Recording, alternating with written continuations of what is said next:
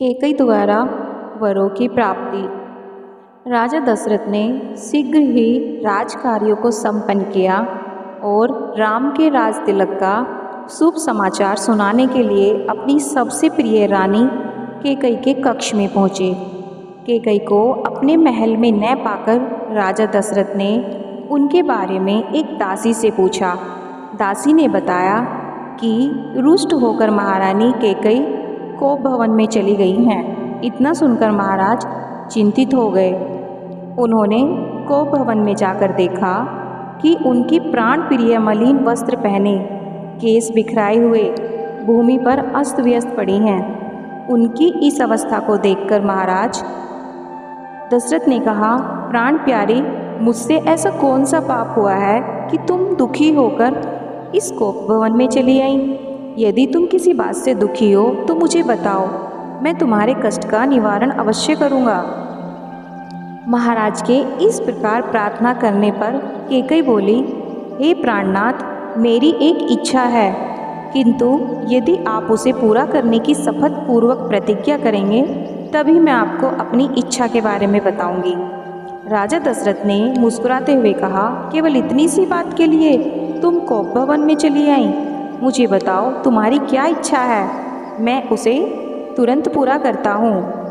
केकई ने कहा, महाराज, पहले आप सौगंध लीजिए कि आप मेरी इच्छा अवश्य पूरी करेंगे।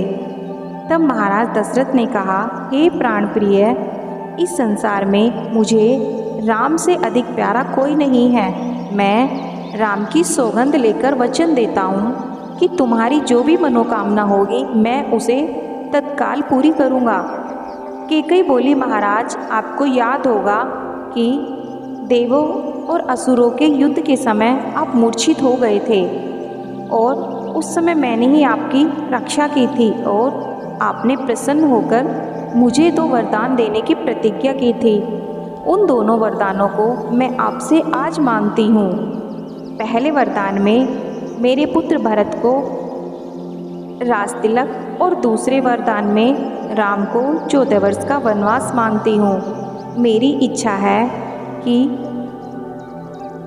राम आज ही वन कल्प पहनकर वनवासियों की भांति वन के लिए प्रस्थान करें। अब आप अपना वचन निभाइए, क्योंकि आप सूर्यवंशी हैं और सूर्यवंश में अपने वचन का पालन प्राणों की बलि देकर भी किया जाता है। केकई के इन वचनों को सुनकर राजा दशरथ का हृदय चूर चूर हो गया और वो मूर्छित होकर गिर पड़े।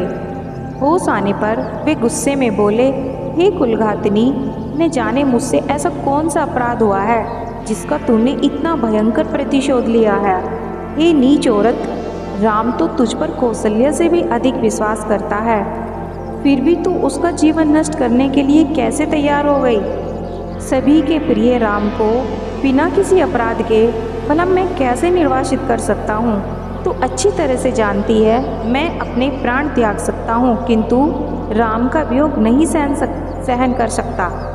मैं तुझसे विनती करता हूँ, राम के वनवास के बदले तू कुछ और मांग ले, मैं वो अवश्य ही पूरा करूँगा। राजा दशरथ की इन सब बातों का केकई पर कोई असर नहीं हुआ। वह बोली, राजन, ऐसा कहकर आप अपने वचनों से पीछे हट रहे हैं। यह आपको शोभा नहीं देता। आप सूर्यवंशी हैं और अपनी प्रतिज्ञा पूरी कीजिए। अगर आपने मेरे वचन पूरे नहीं किए तो मैं आपके सामने विष पीकर अपने प्राण त्याग दूंगी।